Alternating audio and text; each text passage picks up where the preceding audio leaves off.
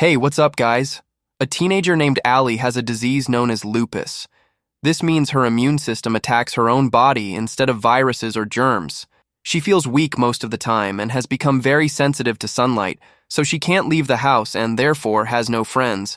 On her 16th birthday, the only people at her party are her wealthy parents and the staff. At that moment, she receives a video call from her favorite pop star who wishes her a happy birthday.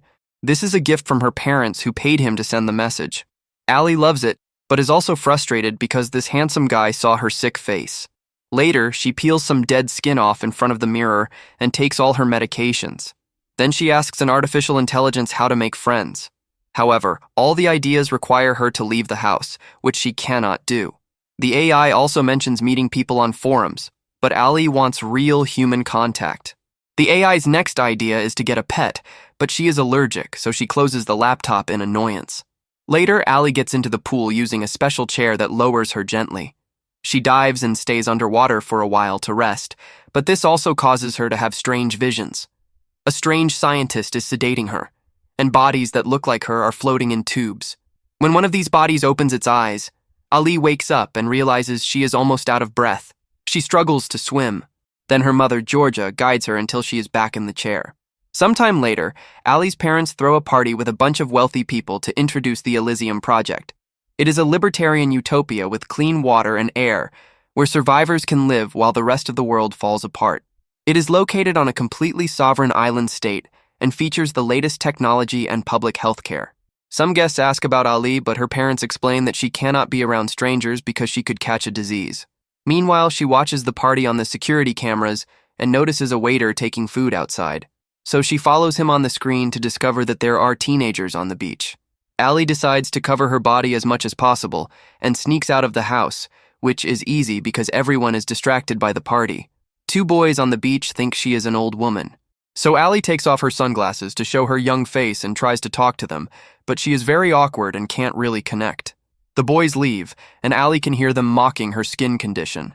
She thinks coming was a mistake and is about to leave, but Brooke offers her a beer, so she stays to befriend her. Back home, Georgia brings a piece of cake for Allie, only to find she's gone. She immediately sends her guards to find her. On the beach, she is learning all the gossip about the friend group. She takes her first sip of beer ever. At that moment, the bodyguards arrive and try to take her away, but Allie refuses to leave and complains when a guard tries to touch her. Suddenly, she starts coughing very hard. Still, the guards are busy chasing the boys because they are recording them. Minutes later, the guards bring Allie back to the house with Brooke and mention the beer. Georgia immediately freaks out, and Brooke tries to defend Allie. Then, the guards drag her away. Georgia continues scolding her daughter, making her feel terrible. That night, Allie searches for Brooke on social media. However, she decides not to contact her, knowing there will never be another time. At the same time, her parents discuss what happened and agree they need to do something because teenagers only get more rebellious as they age. The next morning, they take a bunch of supplements for breakfast before talking to Allie. Georgia admits that having social interactions is good for mental health and stress, so she allows Brooke to spend time with Allie. She shares that Georgia subjected her to some tests first and admits she is being paid to come, but the girls hit it off genuinely. Allie gives her a tour of the house and tells Brooke that no one is allowed to enter her parents' office. Over the next few days, they have a lot of fun together. Brooke brings wigs for Allie to try on. They swim in the pool, watch movies, and even work out together. One day, Brooke asks if Allie's parents are Russian because she heard them speaking the language. Allie explains that they have businesses all over the world, so they speak many languages. Their company finds plants that can cure diseases, and they are true health fanatics. They follow a very strict dietary regimen. Everything is vegan, and they can only eat between 10 a.m. and 4 p.m. Brooke disapproves of all the supplements in the fridge and teaches Allie how to make soup from scratch, but the staff has to bring a knife because they are usually kept out of reach. Sometime later, Brooke draws eyebrows on Allie's face to improve her appearance. She also removes her bandana, revealing the few bald spots on her head. Brooke then shaves them off, and they end up sharing a kiss. Meanwhile, in the spa, Allie's parents are watching everything on the security cameras. Georgia is worried about Brooke's influence on Allie and says she doesn't trust her, but her husband, Jeff, thinks her having a friend is a good thing. When Brooke goes home, She surprises her wheelchair-bound brother Roby with the pills she stole from Allie's house. She admits she feels bad about stealing, since the family has been nice to her. Roby tells her it's okay because the family is very suspicious. He tried to research Jeff and Georgia but couldn't find a single photo of them. That night, someone enters Allie's room. She dreams again of the mysterious scientist, and this time hears him speaking in Russian. Next to her is an open body with an exposed heart. When a blood-filled tube wraps around her neck, Allie wakes up. She is so disturbed by the dream that she calls Brooke, who is taking care of Roby. He is vomiting at the moment because of the pills. Allie tells her about the dream and asks her to come over, but Brooke has to stay with her brother, so she can only keep her company over the phone. The next day, the girls look for a movie to watch, and Brooke finds a CD with old family movies, so she puts it on. The video shows Allie arriving at this house as a child, and she says that was the last day she felt well. Brooke notices that after a decade, Georgia still looks exactly the same. Allie shares that her mother died shortly after giving birth to her, and that she never knew her father but was lucky to be adopted by Georgia and Jeff. In return, Brooke shares that her mother is schizophrenic and her father is not a good person, so she only sees him every 2 or 3 years. She asks Allie if she trusts her parents, considering they act kind of creepy, since they spent millions of dollars trying to cure her. Allie is offended by Brooke's insinuations. An argument ensues, so Brooke leaves. Allie continues watching the video and sees herself hiding in a strange room. Georgia told her that they waited for her for a long time before hugging her. Later, Jeff finds Allie crying because she thinks she won't be able to fix things with Brooke and that she will never have a friend again. He comforts her, but doesn't say much. Sometime later, Allie sees an elderly woman watching from outside. Soon the lady comes in, and she asks what the woman wants. She says she wants her before jumping on her, screaming that she needs it before biting Allie's arm. Fortunately, the guards arrive and drag the woman away. While Jeff scolds the guards for their terrible security measures, Georgia tends to the wound. Allie mentions that the woman looked sick and acted as if she knew her, but Georgia dismisses her concerns and says it was just a random beggar. Meanwhile, Robbie and Brooke research the contents of the pill on the dark web and discover that it doesn't treat lupus. What they have, in fact, would turn anyone into a vegetable. Brooke leaves a voicemail apologizing for what happened and asking to fix their relationship. While listening to it, she sees someone sneaking out of the house in the middle of the night. The next morning, Allie has a mild argument with her mother and convinces her to let her see Brooke again. That evening, the girls prepare dinner together. Georgia continues to disapprove but agrees to taste their food anyway, and even says it's good. She also tells Brooke that she understands it can be difficult, but she wants them to get along. Brooke just says she appreciates the permission to be in the house and that she really cares about Allie. Suddenly, both Jeff and Georgia start feeling dizzy, and Brooke confirms she put a sedative in their food as they pass out. Moments later, Allie wakes up in Brooke's car and freaks out. She tries to explain that her parents are making her sick on purpose, but the distraction causes them to crash the car. Back at the mansion, Jeff returns and finds Georgia waking up. A maid wants to call the police, but Jeff stops her and says they have their own people. At the hospital, Brooke is not responding to any treatment. Dr. Morrissey discovers that Allie has an extremely rare blood type, and they cannot find matching donors. When Jeff arrives, Morrissey says she doesn't have lupus and that he wants to run some tests. But Jeff cuts him off and warns him that his private doctor will take care of her. Meanwhile, 2 guards are searching Brooke's apartment. Roby complains about their abuse of power, so they break his computer and threaten to kill him if he gets too close to the family. Later, she's home looking better. She thanks her parents for not pressing charges, but also concludes she can't trust anyone. Allie still wants to know if Brooke is okay, so Georgia promises to keep an eye on her progress but forbids Allie from seeing her again. That night, she dreams she is waking up in a car again. However, her parents are driving now. When they turn around, they have terrifying expressions on their faces. At that moment, Allie wakes up and decides to call the hospital to ask about Brooke. Morrissey tells her that she is in a coma and informs her that she doesn't have lupus. Furious, Allie bursts into her parents' office and asks why they didn't tell her she doesn't have lupus. Georgia claims they wanted to be sure it was true, so they sent her file to several institutions. All the other doctors agree she has lupus, so Morrissey simply made a mistake. Without saying a word, she leaves their office. Later, while she is watching the old videos, Jeff hands her the reports from the other doctors.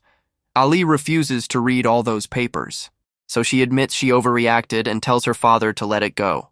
At the hospital, Rob visits Brooke and has a breakdown, screaming at her for not waking up. When Morrissey comes to do a checkup, he informs Roby that Allie's parents offered to pay for Brooke's treatment. However, he is still suspicious and theorizes they use Allie as the face of their charity to raise money they keep for themselves. Afterward, Morrissey decides to research Allie's blood type, known as golden blood. He looks for its medical applications and finds an article about Jeff and Georgia's secret life extension laboratory. When a nurse points out it is late, Morrissey decides to go home and doesn't notice another car following him. In the middle of the road, his car gets a flat tire. He calls a tire shop, but they are 2 hours away, so he decides to fix it himself. At that moment, another car pulls up nearby, and the driver offers to help him. Morrissey hands him a tool, and the guy uses it to strike him in the head, killing him. That night, Allie spits out her medicine and flushes it down the toilet. After that, she sees her mother leaving the house, so she follows her to a room in the garden. It looks like a spa, but Georgia is nowhere to be found. When Allie hears the guards, she decides to go back. In the garden, she is startled by a figure in the shadows and accidentally drops her phone. After picking it up, she no longer sees the figure. The next morning, Allie's parents are concerned because she is eating more and faster than usual. They ask if she is taking her medicine, and she claims she is. Then she spends some time in the pool, and her parents notice she is swimming much better. During dinner, Jeff compliments her glowing skin, and she says it was thanks to the sun she got while swimming. Georgia gets angry because sunlight can give her rashes. So, Allie promises to stay inside the next day. Before going to sleep, she throws her medicine in the toilet again. When she goes to brush her teeth, she discovers a few red drops and suddenly vomits a lot of blood all over the sink. Brooke appears in the mirror and begs her to wake up, confirming this is just a dream. At the same time, Brooke finally wakes up in the hospital. The next morning, Allie wakes up feeling weak again and isn't very hungry. She realizes her parents are slipping the medicine into her food to make her sick again, so she makes sure to throw up in the bathroom. Later, she tries to call Brooke, but the line is dead. Then she tries to use the computer, but her parents changed the Wi-Fi password. She decides to watch the old video again and notices a door she had never seen before. At the same time, Brooke tries to call Allie but keeps getting an out-of-service message. She then convinces Roby to get her out of the hospital. During dinner, Allie claims not to be hungry and says she is going to sleep early to rest, which pleases Georgia. After throwing the food in the toilet again, she pretends to be asleep when her mother comes to check on her. As soon as she leaves, Allie sneaks out to return to the mysterious spa. Remembering the video, she searches the room until she finds a hidden button. When she presses it, a mirror moves to reveal a keypad. She tries her birthday and her parents' anniversary as passwords, but they don't work. Then she tries the date from the video, which finally opens the secret door and reveals some stairs. Allie goes down and finds a series of dark hallways, so she wanders around until she finds a lab with a fridge containing several bags of her blood. On 2 gurneys, her parents are receiving her golden blood via IV drip. At that moment, they open their eyes. So Allie runs away, bumping into a staff member on the way out. When she reaches the garden, she is caught by a guard. Later, she finds herself strapped to a gurney. She calls her parents monsters, but Jeff says they are actually very good parents and that Allie's blood is 1 in a million. It is so rare that they charge $200,000 for 1L. They confirm her lupus was induced by the drugs and that they did it to keep her submissive. Georgia reveals she is 57 years old and Jeff is 63.